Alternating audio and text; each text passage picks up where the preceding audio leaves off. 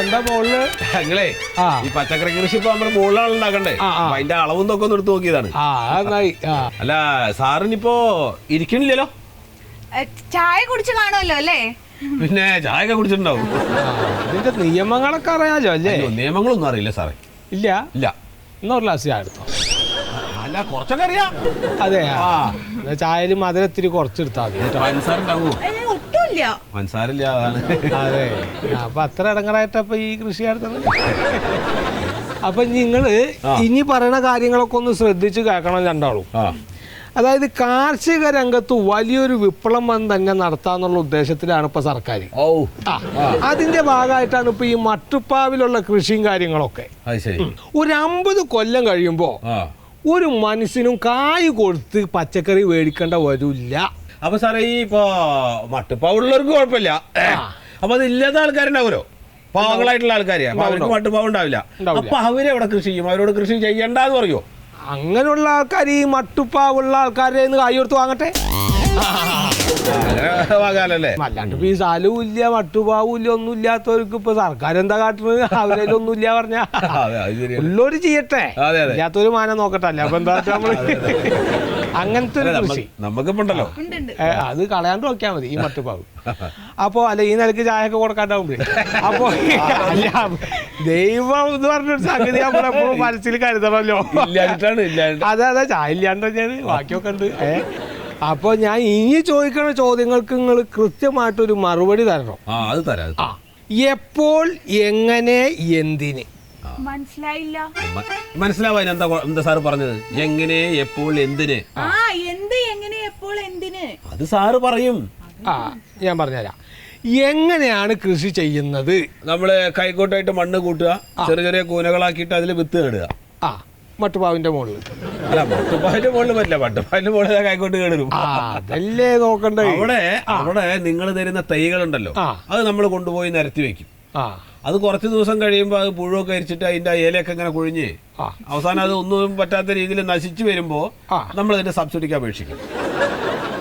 ഈ മറുപടി ഏതാണ്ട് തരക്കടില്ല. അപ്പൊ അങ്ങനെ ഇരിക്കട്ടെ. എപ്പോൾ തുടങ്ങും? അതിപ്പോ ആദ്യത്തെ സബ്സിഡി കിട്ടിയ, ആദ്യത്തെ ഗഡു കിട്ടിയ അപ്പൊ തന്നെ ഞങ്ങൾ തുടങ്ങും. നിങ്ങൾ തന്നെ തൈകളൊക്കെ ഒന്നില്ലെങ്കിൽ മോളിൽ കൊണ്ടുവയ്ക്കും, അല്ലെങ്കിൽ എന്റെ വിറക് പേരുണ്ട് അവിടെ വയ്ക്കും. പിന്നെ ഈ മട്ടുപാവ് കൃഷിയോട് ഇത്രയും താല്പര്യം തോന്നാനുള്ള കാര്യം എന്താണ്? ഈ കൃഷിയോടുള്ള അമിതമായിട്ടുള്ള അഭിനിവേശമാണോ അതോ ഈ അധ്വാനിക്കാനുള്ള ഒരു ആവേശമാണോ?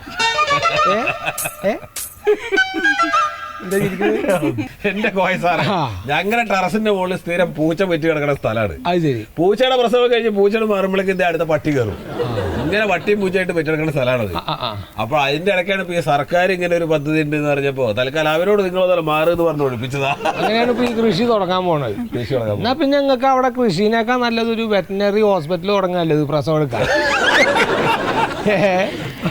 എന്റെ സാറേ, സർക്കാർ കാശും തരും തൈയും തരും, അപ്പൊ പിന്നെ സാറായാലും കൃഷി തുടങ്ങൂല. പിന്നെ ഈ മഞ്ജു വാര്യരാണല്ലോ ഇതിന്റെ പരസ്യത്തിലൊക്കെ. അതുകൊണ്ട് അല്ല, മഞ്ജു വാര്യരെ എനിക്ക് ഇഷ്ടാ, അതുകൊണ്ട്. ശരി, അല്ലാതെ കൃഷിനോട് വലിയ താല്പര്യമൊന്നുമില്ല. എനിക്ക് നല്ല താല്പര്യമുണ്ട്.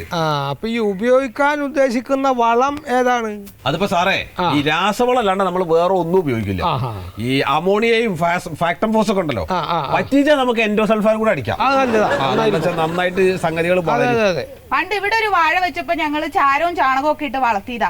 എന്നിട്ട് കൊല വന്നപ്പോ ഒരുമാതിരി പോളിയോ പിടിച്ച പിള്ളേരെ പോലെ വല്ല രാസവളം ഇട്ടിരുന്നെങ്കിൽ ഇത്ര വണ്ണത്തിലുള്ള കായുണ്ടായാലേ.